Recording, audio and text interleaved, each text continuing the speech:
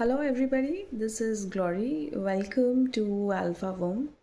Today, in the series of Kali, we'll be discussing about mastering the Queen of Tamas, that is Kali.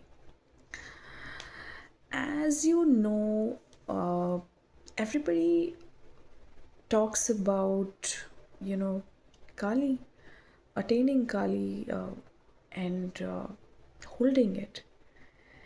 But no one merely gets to that point without mastering. Now, how does mastering something so mysterious looks like? Is it a process of magical realism, or can it be practically done? So that's going to be the topic that we'll be discussing today. Let's begin with every effortless stroke you must have ever admired or ever admired in life. Every performance that looked like it costed nothing. Every person who entered the room and shifted the air without trying. Now, I want you to understand that this is not talent. No matter what anybody makes you believe, this is not talent. It is 1,000 hours of practice compressed into a single moment for you to get a glimpse of. For example, a calligrapher whose brush moves like water, she might have filled a notebook with ugly lines until her ink obeyed her and moved like she wanted. A surgeon whose hand never shakes might have gone through numerous numerous repetitions of his hand shaking for months until the tremors out of his nervous system obeyed. Now, the thing is, everybody wants the effortless part. Nobody wants the patience, the grind, the toil that putting 1,000 hours of repetition requires. Now, here is the truth that every tradition of mastery has ever taught since the beginning of recorded time. And what is that? It is the magic is in the repetition. The grace comes after enough moss is collected on the rolling stone. After the grind, after the wait is when you attain mastery. So most people are not failing because they lack some sort of magic. Most people fail because they have skipped mastery. Now, as a society, tell me, don't we all respect the one with too many tabs open, too many brilliant ideas, too many reworks around the final product, too many idols, too many beliefs? I can go on, and spiritual tourism like not tomorrow. Now, I always have watched this pattern. Irrespective of who calls it whatever across, I do not care. I, as a sadhaka of Kali, the absolute tamas, see it as an absolute leaking of energy, or her shakti, and destructive, a method.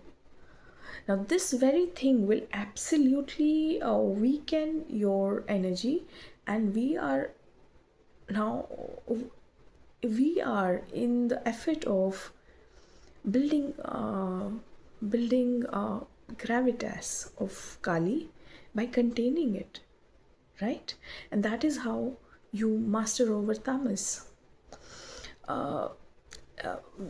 In the effort of becoming Kali, like a dark matter that pulls gravitas of the dark energy, which is Kali, and intends to become inviolable void.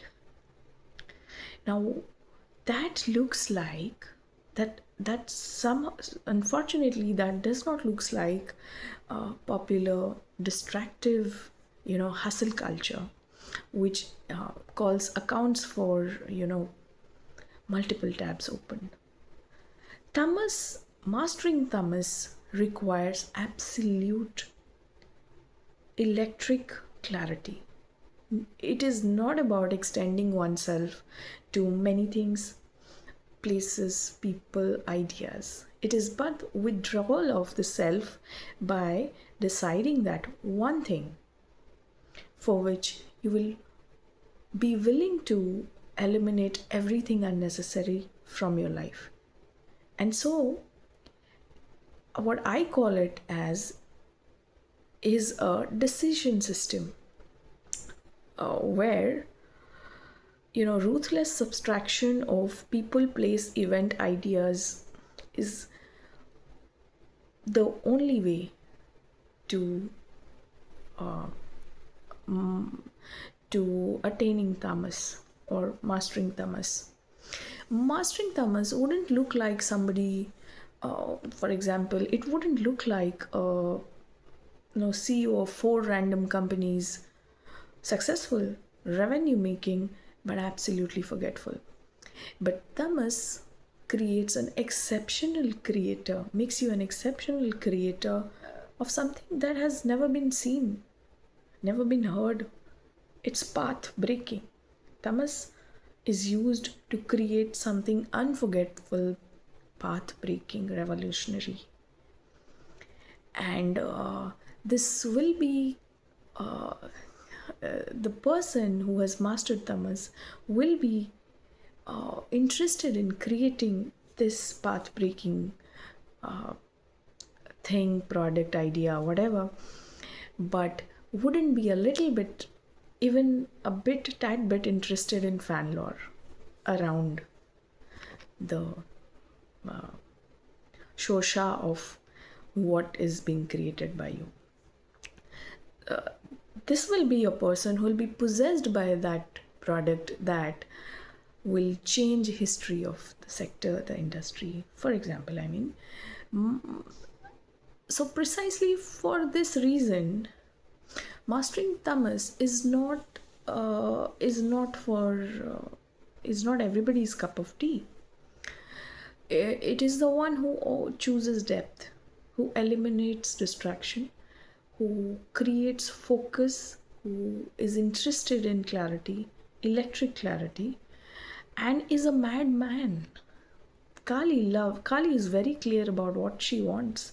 She wants someone who is absolutely intoxicated with her, a complete madman, who wants to get destroyed in her name, who understands her to get destroyed. It's not a blind faith. And is somebody who is done performing productivity in the name of utter shit and is ready to install discipline that actually compounds with time.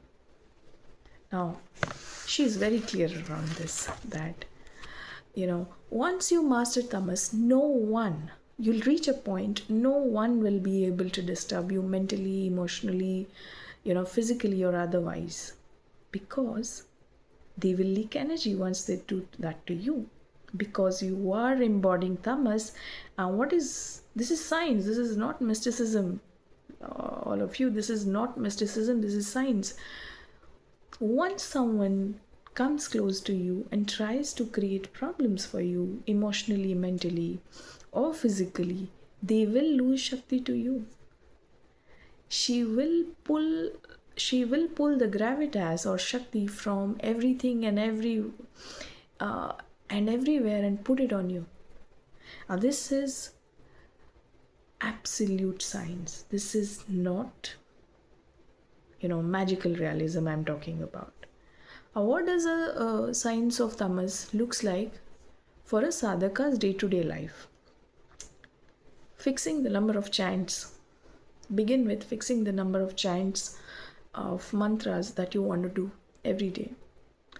Fix it as such that you can increase it but never go down the number that you fix for yourself. Fix the number of fix the time of chanting or doing the mantras. Sacrifice or eliminate everything that might or would you assume that might stop you from that might come in the way of sitting in your asana and chanting it at that particular time. Now, why do we say this? This is not to scare you or instill fear within you. This is complete science again. It creates a stimulus in your body that responds to that time. Your cells gets activated at that exact time, and these mantras start changing the molecule of water within your body, and hence portals open up around you. These mantras create an energy field around you, and Shakti Pithas are nothing but energy portals. So attaining tamas can make your house a Shakti Pitha. You are walking, talking, breathing Shakti Pitha if you have enough absorbed it well. Now, what do you do next? Avoid interaction. As you are in the process of containing tamas and mastering tamas of Kali, please avoid interaction with people. People who do not understand their own karma, you will start taking on their karma, and that's not a good sight. You might go take on their suffering in your life. Do you want to? If you want to, please go ahead, do those sort of interaction. If you do not, please stay away. Do not explain yourself around what is that and all that, because people will make all kind of meaning out of you. I have seen that around me. I have seen enough people being bothered around because of such things, so turn into a void enmassing every bit of tamas that life throws at you. It will help you progress.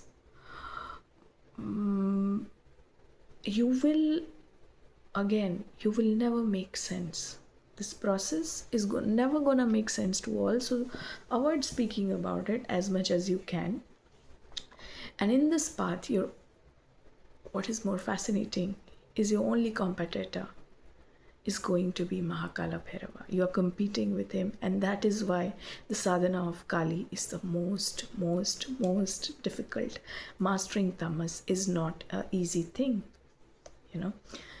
And Mahakal is that form which is absorbed or contained the absolute tamas of Kali. He's still containing, and anybody in the path of absorbing tamas or mastering Kali, your only competitor, please remember, is Mahakal. Thank you.